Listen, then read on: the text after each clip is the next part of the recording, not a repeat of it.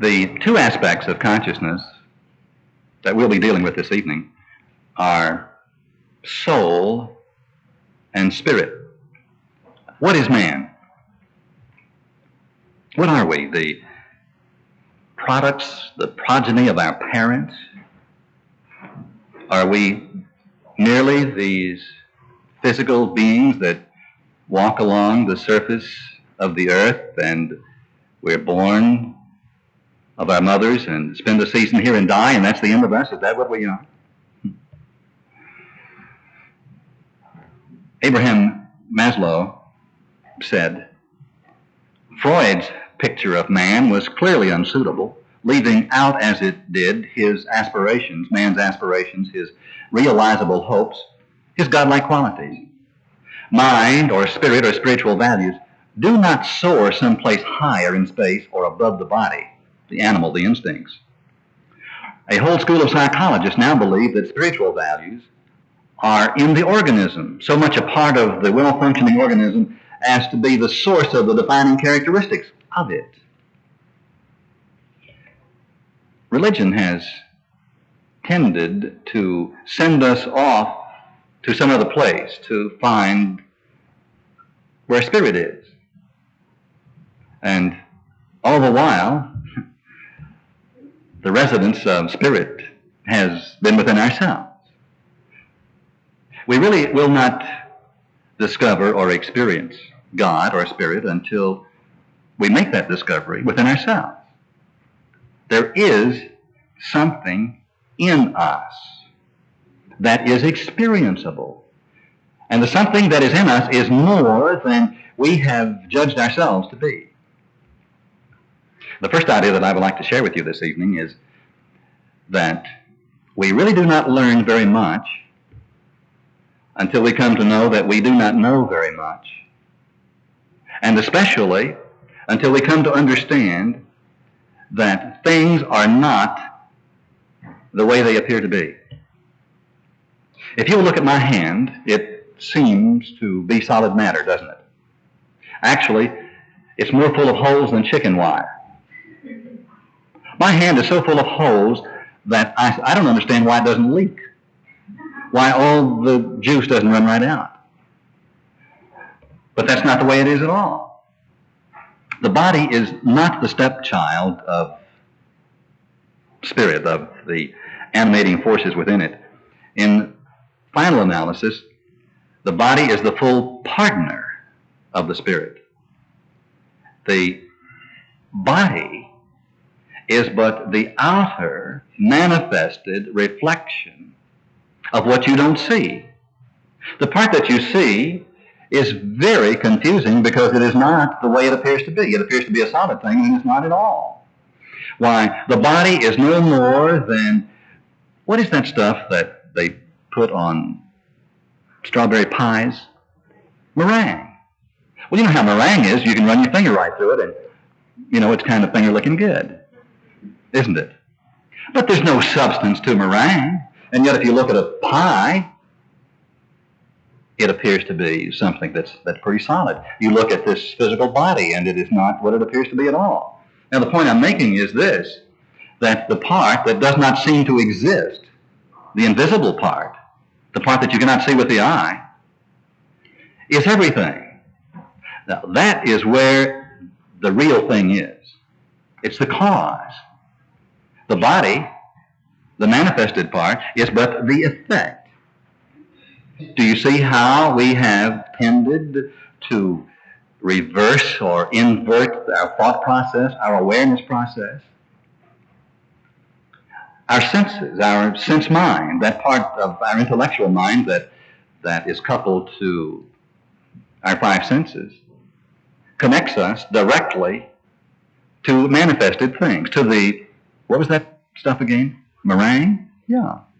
We keep looking at the meringue, never seeing the pie that's underneath it. The growing spirit or soul can keep on growing throughout its days until at last the body is held together by nothing else. Did you know it's possible to live serenely in the midst of turmoil? To never be diminished in the face of any adversity? Did you know that? Most people do not know that. Most people would fight to save their physical lives, but have no concept at all of the struggle that's required to save our minds, our consciousness. Are you aware of how much effort is made to conserve or to establish or to move or to work with outer things, and how little effort is made to take charge of inner things? Well, it's possible for the life of your mind to be so elevated, to be so in tune with the spirit that permeates this universe. You see, back of the visible universe, alongside it, with it, vibrating in a way that the eye cannot see, there is the spirit of life. We live and move and have our being in it. And the moment that our consciousness is awakened so that we begin to vibrate with that same perfect harmony, then there begins to become an experience in us and all around us that is so far above human understanding as to not be able to be put in words. And this is the higher consciousness that is our destiny to experience. This earth is a schoolhouse, and we're upon it to grow in consciousness. Why do you think the scriptures say, seek you first this higher consciousness, the kingdom of God consciousness, and these things will be added unto you? We've been working with the things. Now, the things are marvelous, wonderful, and we do have responsibilities. But these responsibilities are our opportunity to establish our consciousness. In this lesson, we're going to study two major aspects of creativity: higher mind, spirit. And I want to tell you that just an almost immeasurable increase in understanding of either of these aspects of your higher nature is so important that just that small increase in awareness of either soul or spirit will open up enormous possibilities for personal growth, for change, and for demonstration. This is not only an exciting subject, but I tell you that it offers the possibility for true miracles to occur in your life. And I believe that that's exactly what will happen to more than one person who is seated here at this very moment. Let's take a look at soul first. Now, soul may be the most misunderstood word in the religious or spiritual vocabulary. Usually, when we use the word soul, we're thinking of our psyche. The dictionary defines psyche as the soul or spirit as distinguished from the body, the mind of the psychological person. It's that region that is controlled by the purely intellectual person, the person who is sense-oriented. There's nothing wrong with being sense-oriented. Don't hear that as a disparaging statement. It is a necessary evolutionary part of our growth. But we must grow beyond that understanding that relates itself only to outer things and only to the limited understanding of the earth.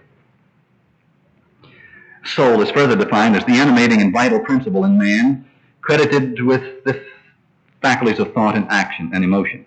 In other words, that part of us that we would call the ego or the small self.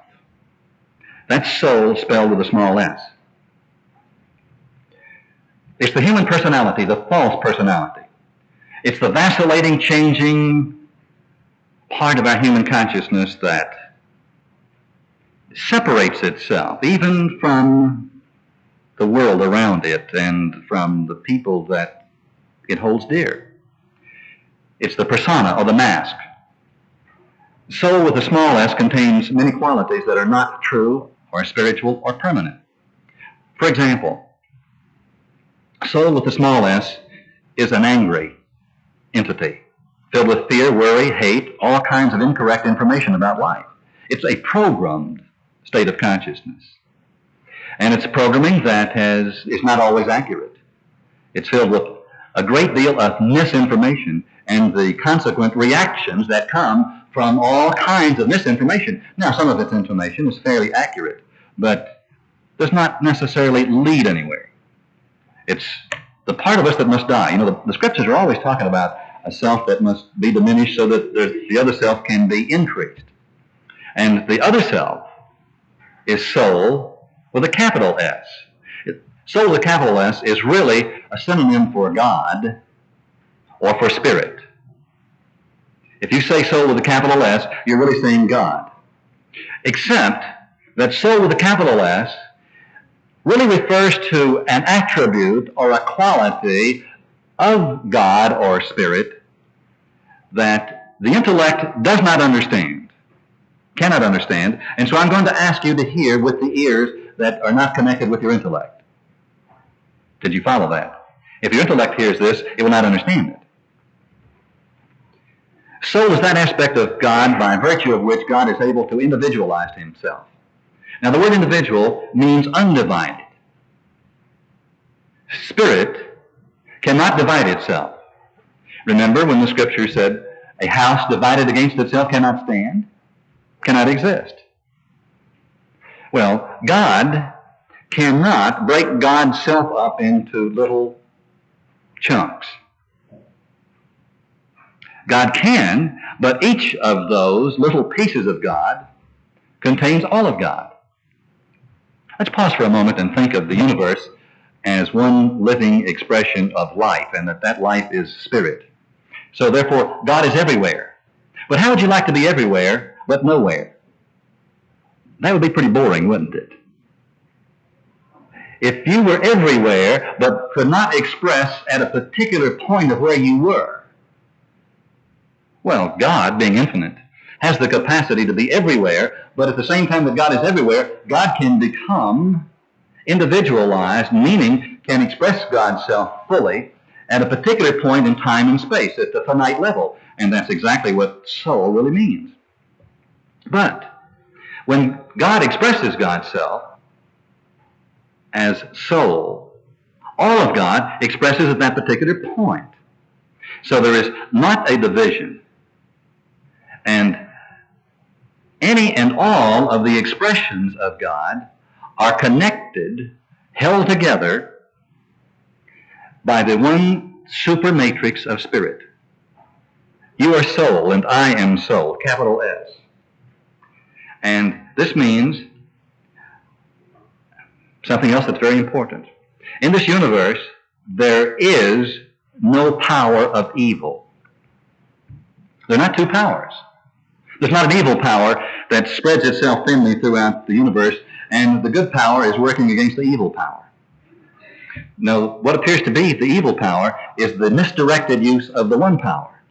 It's the one power that does not know itself and therefore does not use itself wisely. But let's don't get hung up on that for a moment. Let's leave that for a moment. The importance of the power of individualization is this. Your real self, the Christ within you, the spiritual person, the I am, the divine spark, as it is variously called, is an individualization of God. You are the presence of God where you are. Now, this doesn't mean that you and I are some prissy little God that's going to create a universe. If there's anyone here who has created a universe, raise your hand. We're not in charge of anything. But the soul of us, the spirit of us, is an expression of God. Remember on Sunday mornings in our service, we repeat a statement of being that says, God is all, both invisible and visible. One presence, one mind, one power is all. This one that is all is perfect life, perfect love, and perfect substance. Now here is the important statement. I am an individualized expression of God. I am ever one with this perfect life, perfect love, and perfect substance. A person cannot be separated from God in reality. You cannot be. Where can you go and leave the universe? How could you possibly leave the universe when most of the time we cannot get out of our own backyards anyhow? Where could you go and flee my spirit. There's no place. But we have the sense of separation. And that sense of separation comes from soul with a small s. You see, the soul with a small s is a sense-separated entity that does not see God, does not experience God, and hardly sees its brothers. Soul with a capital S understands and experiences that it can never be separated. The belief in separation becomes the experience of separation. And I know that because I spent the first years of my life knowing that I was separated from my good. There was no God. How could I be joined with God when there wasn't one? And I had an experience that was exactly the way I believed the universe to be. Listen to Jesus, the master teacher of higher consciousness, in the 15th chapter of John. Yes, I am the vine, you are the branches. Whoever lives in me and I in him shall produce a large crop of fruit. For apart from me, you can't do a thing.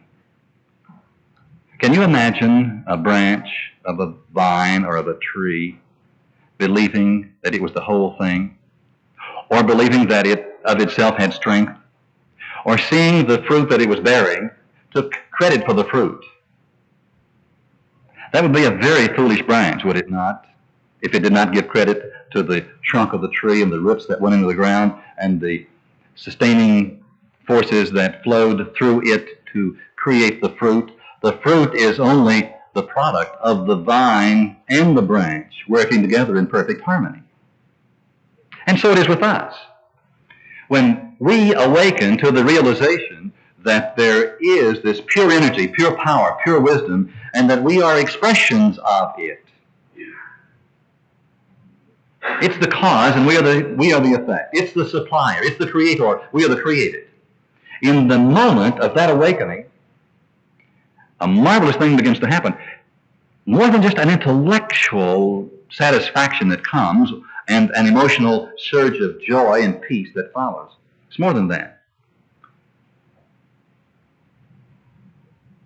Whoever lives in me and I in him shall produce a large crop of fruit, meaning your life will instantly change, and all the things that were not happening in your life will immediately begin to happen. Dramatic, creative processes will transpire. If you have the sense of being alone, you will be alone.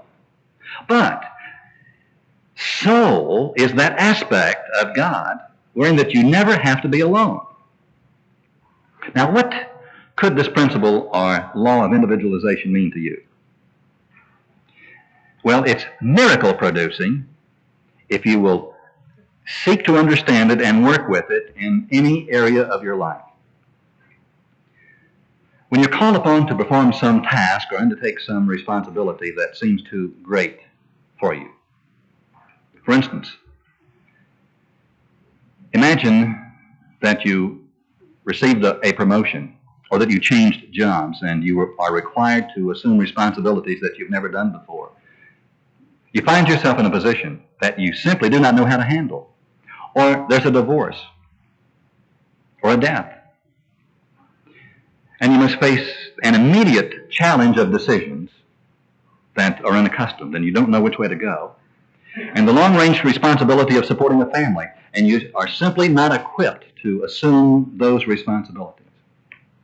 Or, as was the case of someone that called me today, this young man that does not have a job and has been looking for a job and now is frantically searching for a job, and all of his efforts have not been able to connect him with any possibility, and the hopelessness and the fear that is there. You do have an understanding of that position, don't you? Well, when you realize that you are an individualized expression of God, instantly, the task becomes our business instead of my business. Your life becomes our business, in whatever area in which you're working. In that moment, your needs become the responsibility of God. It's as though you are a spectator on the 50-yard line of life, and there's a new energy that comes in, a new coach, a new director, a new guide. And while there's a very important role that you have to play, It's not your responsibility. It's God's responsibility. And there's a peace that comes over a person in those moments that is impossible for me to describe. But this is why it's so important to be aware that God not only has the capacity of individualizing God's self, but you are an individualized expression, and that you can never experience anything in your life, any responsibility, any problem, that you don't have the full power of God working with you, providing you believe it. Now let me give you an example, a classic example. It's a story that you've heard many times. It's the story of David and Goliath. Time does not permit me to go back and read to you the details of Goliath, this huge person, and the armor that he wore, and the lance that he carried. The spear that he used was so long that it would take 3 of us to carry it. An army sat down in defeat the moment that they gazed upon this fierce warrior. That's Goliath. And here's little David, a shepherd boy. And Goliath looked at him, sneering in contempt at this nice little red-cheeked boy. And he cursed him. Come over here and I'll give your flesh to the birds and wild animals, Goliath shouted. David calmly replied, you come to me with the sword and the spear, but I come to you in the name of the Lord of the armies of heaven and Israel, the very God whom you have defied. I come to you with this higher nature. I come to you in soul. There's more to me than meets the eye. You think I'm a little red-cheeked shepherd boy, don't you? Well, I am. But there's a power in me that is really going to wipe you out, Goliath.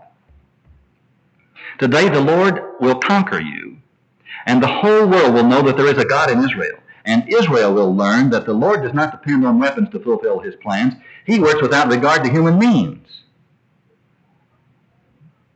Hope you heard that. You think that Goliath was just a warrior some 5,000 years ago? Goliath is that major problem that confronts you right now. And you have been sitting down on the grass, scared to death, because you hear the clanking of the armor and you see the fierceness that's there, and you don't dare move, hardly a muscle. Well, Goliath. I will not breathe so that Goliath will not focus Goliath's attention on me. But there's this innocent little red-cheeked spirit that's in you that's willing to form a partnership, that is willing to believe that there is a power that does not have to work with regard to human means. You see, the reason you have a problem is that you've already decided that it cannot work out. You know all the reasons that it will continue to exist. They're clear, absolutely clear. You can envision them with your mind. You know them, you can list them. As a matter of fact, you've probably been talking about them on the telephone today. Goliath. But soul means that God is an individualized expression in you that can do the most remarkable things regardless of the circumstances or the appearance if you will walk fearlessly forward into the problem, practicing the presence of God in you and not practicing the presence of the problem. Now, one of the most difficult things in all of life to do is to stop practicing the presence of the problem and begin to practice the presence of God. And the moment that you do it, there is a feeling of peace, and you know that you have already conquered or overcome whatever it is that appears to be there, that the solution will come. You can know that. A number of years ago, it was the day of my ordination, and the Silent Unity prayer room at Unity Village was meeting with the ordinands, the ministers to soon to be. And the leader of that group asked us and me what blessing that we would like to receive from Spirit in our ministries. And without thinking, because there was this wave of emotion, and if I think about it, I may not be able to tell you about it. It came over me. I wanted with all of my being to have a healing ministry. A ministry in which people would be touched in whatever ways that their bodies or minds wanted to be touched. And I asked for that, and the moment that I asked, I felt this overwhelming surge of love and of energy that spoke to me, not into my ear, but into my mind, and caused me to believe that this was a gift that was granted. It was so in me. It was the individualization of God causing me to be brave enough to experience and to accept the fact that not only is this a blessing that's given to mankind, it is a responsibility to believe it. This is one of the last things that the human race will believe. Jesus Christ was crucified in part because he dared to say that he was an individualized expression of God. And I promise you that you can't find one person in 1,000, even the religious people, who will admit or openly say that they believe that this is what they are, and because they are, that they have certain powers. And yet, all the scriptures say, he that is within you is greater than any condition that exists in your world. And I could quote you 100 such scriptures. Well, I've had the experience. And do you know that although I don't always remember that blessing, every time that I do, and I have in certain important moments, like I don't ever remember making a hospital call that I did not pause along the way and get into the consciousness of this fact that I am an emissary. I am an individualized expression of God, and that when I speak to that person, or when I ask that this healing take place, that something mighty will happen there. And when I get into that feeling, it is pure dynamite. And I say that taking no credit, only saying that you have this power because you're an individualized expression of God. Jesus said, it is not I, but the Father within me who does his works. And this is the aspect of soul. The Spirit of God working through you to do what you yourself cannot do. But it cannot work unless you believe it. It cannot work unless you practice the presence of it and give credence to it and become excited about it and expect a miracle. Unless you believe in possibilities, believe in solutions, and know, just like David was this little pink-cheeked shepherd boy, dared to predict with an army sitting on the grass what he would do to Goliath. Do you have the intestinal fortitude to walk out into your life, into the serious problems of your life, making that same statement? Now, don't say this in front of your in-laws, because that's the wrong place. But inside your own consciousness, do you dare to believe that you are the emissary, that you were actually created to walk out upon this earth so that the activity of God can take place where you are? If you will try it, you will be absolutely amazed at what will happen to you. Now let's examine the word spirit. If soul means, as it does,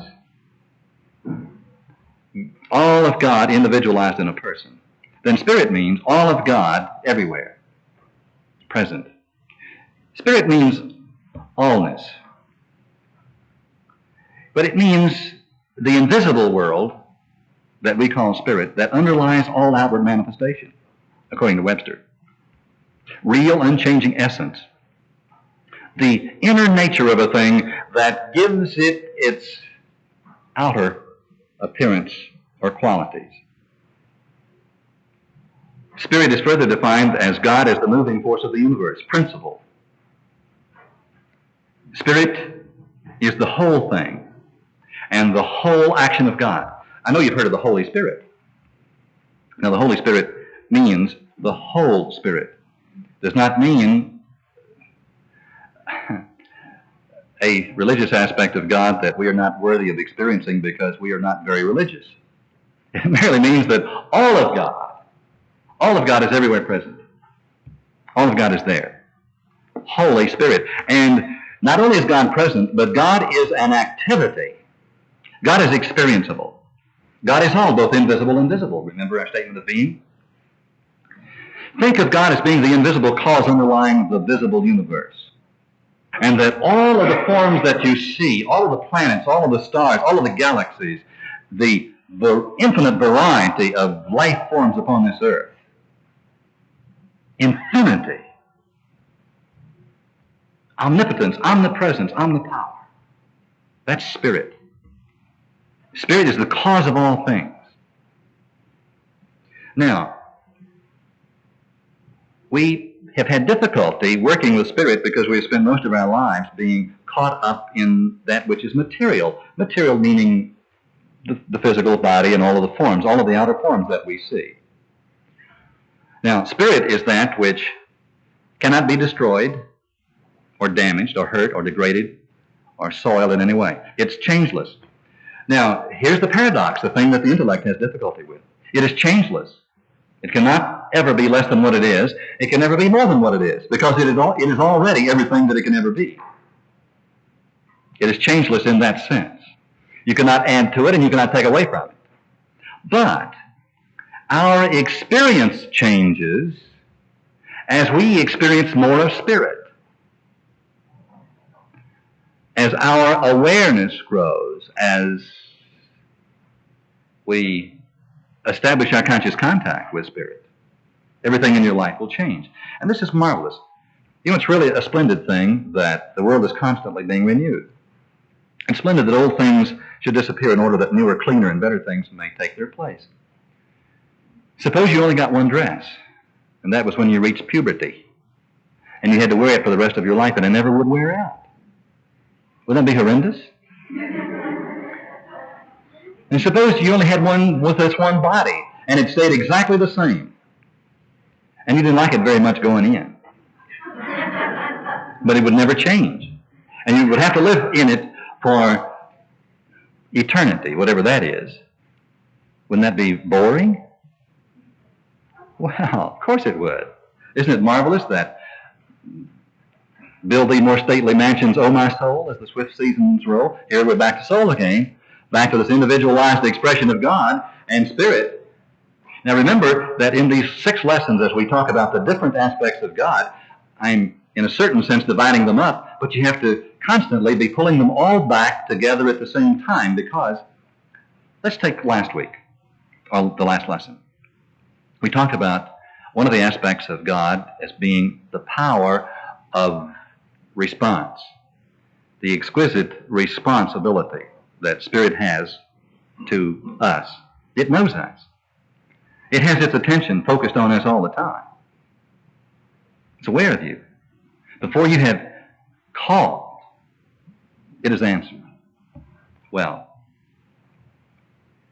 this allness, this wholeness, this is a whole universe, is ready to be recognized at any point in time and space that you care to recognize it, and the moment that you recognize it, a mighty thing will happen at that place. Remember the woman at the well, the woman who had 5 husbands, and Jesus, in speaking to her, and he was not supposed to speak to her because she was one of the forbidden ones, but he did anyhow, and he said, you have 5 husbands, and she said, I see that you, sir, are a prophet. Our fathers worshipped on this mountain, and you say that in Jerusalem is the place where men ought to worship. And Jesus said to her, Woman, believe me, the hour is coming when neither in this mountain nor in Jerusalem will you worship the Father. You worship what you do not know. God is spirit, and those who worship him must worship him in spirit and in truth. Meaning, speaking to her in the understanding of that time, he said, God does not just exist in the synagogue of the temple in Jerusalem. And God is not upon this mountain where Moses seemed to find him. You want to go up where Moses found God because that's where God is? You don't understand. God is everywhere present. God is a spirit. God is the invisible energy or force that is back of all of life, and all of God is everywhere. And the moment that you recognize this, astonishing things will happen. You too will be a prophet. You see, the fact that she was married to 5 men meant that She lived in the sense consciousness, the human intellect. 5 marriages. We are married to our 5-sense mind that does not understand the invisible world of spirit. Now, when we begin to understand spirit, there is an immediate response to those who understand. You are spirit, your body is spiritual, but you are spirit. And spirit cannot die, and it was never born. This is a spiritual universe, and it responds to all of us who recognize it as a living, breathing, moving, responsive, loving, caring, energy-filled entity that we call God, our Creator. Again he entered the synagogue, and a man was there who had a withered hand. And he said to the man who had the withered hand, "Come here." And he said to the man, "Stretch out your hand." He stretched it out, and his hand was restored. Stretch out your mind. It was not so much that the man's hand was withered as it was that the spirit had been perceived. We have many afflictions. And invariably when we do, it's because our spirit is withered at that point. Withered is a good word to use. But if someone of higher consciousness can behold the whole spirit, can see the wholeness that is there, the wholeness will begin to respond. And again, this is not to deny that there was a problem in the first place. Judge not by appearances, but judge righteous judgment, meaning don't be locked into your sense consciousness that only sees what it sees and hears what it hears and tastes what it tastes. There's another dimension, the dimension of power, the dimension of wisdom, that will respond, and the moment that you see clearly, there will be a straightening. Stretch out your hand, stretch out your consciousness. Rise up and go home. People said that Lazarus was dead, and Jesus waited until he did die, physically, so that he could then call him forth, because he understood that the real Lazarus was spirit. And he said to that spirit, "Come forth," and it did. I have seen people come alive, not rising up out of the casket, but I have seen people who were dead. And you do know that in the Bible, more often than not, when the word dead or death is used, it refers to the death of your consciousness. I've seen people whose lives were withered, people that had no hope.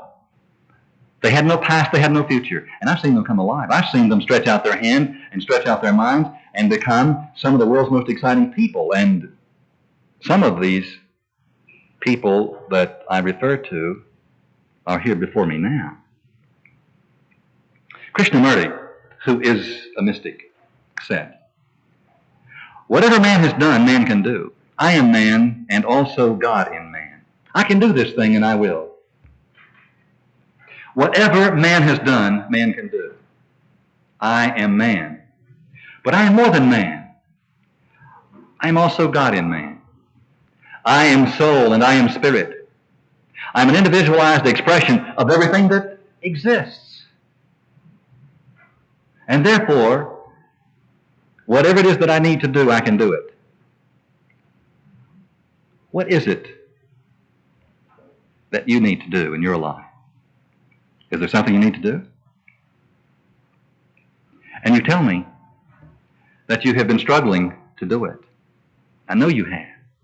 You tell me that you can't do it. You've tried. You've been trying for a long time and you simply can't do it, and so you've stopped trying. You've tried just long enough to prove that of yourself you cannot do it. And that's marvelous. That has brought you to the place of awakening. You can do it, if it is a reasonable thing to do. Now, if it is something like deciding that you want to become the Sunday morning soloist to replace Bob Angus, and you've never had a music lesson in your life, that might not be the thing to try.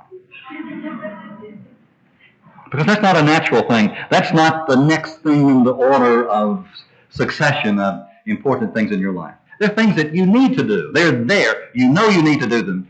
Everything in you is telling you that you must assume these responsibilities or experience this healing, it's not a pie in the sky thing. It is a normal, in your life, important matter that perhaps has concerned you for a long time. It might deal with your consciousness or with some very real circumstance or condition. Well, I want you to know that it has been done before by someone. It has been done before. There's not one of us here that has ever manufactured a unique problem. All of our problems have been experienced by other people. You know, I'm shock-proof. You know, people sometimes come to me and say, I've got to talk to you, Jack, for just a moment, and I know you will not understand this. And I say, lay it on me. And they do. And I already understood it because I have experienced it. I have also experienced, in some measure, the answers to these things. I believe that this is a universe of answers. Do you believe that? Now, do you need to work out some special plans? Do you need to get up from your bed and walk? Do you need to develop a better disposition? Do you need to build an empire, or build a company, or form a corporation, or make arrangements to tide you over just to get you through until tomorrow? What is it that you need to do? Select one thing that you know you need to do and you've never done it because you just did not have the wherewithal to do it. Select that one thing right now. And in this moment, become aware that you are an individualized expression of God, that you have the healing touch, the healing power, that you're a channel, that you've been placed on this earth to prove the power of God in your life in specific ways. And you're willing to go into action facing your Goliath. You're that shepherd boy. You're a magnificent expression of God. And that you have the consciousness for it and the power for it because God as soul is with you and God as spirit is wholeness. Wholeness. The fullness of life. The fullness of power. Abraham Maslow continued, finally, what Buck called cosmic consciousness involves an attention widening. An attention widening. Becoming aware of spirit, practicing the presence of God, so that the whole cosmos is perceived as a unity and one's place in this whole is simultaneously perceived. In these deeper reaches of experience, some higher power seems to work with us and through us. A larger life continuous with ourselves seems to encompass us. Our own consciousness appears to be only an effective center in a vast spiritual environment which acts along with us. Go out and do the thing that you need to do, and you will have the power to do it, and the wisdom, and the direction, and the guidance, and the divine ecstasy of overcoming and accomplishment. Soul and spirit. The activity of God. That's who you are. That's what you are. And that's the way it really is.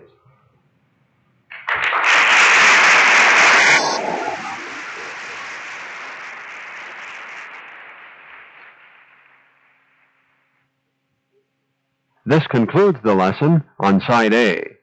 Now please fast forward to the end and turn the cassette over for the continuation of How to Achieve Higher Consciousness.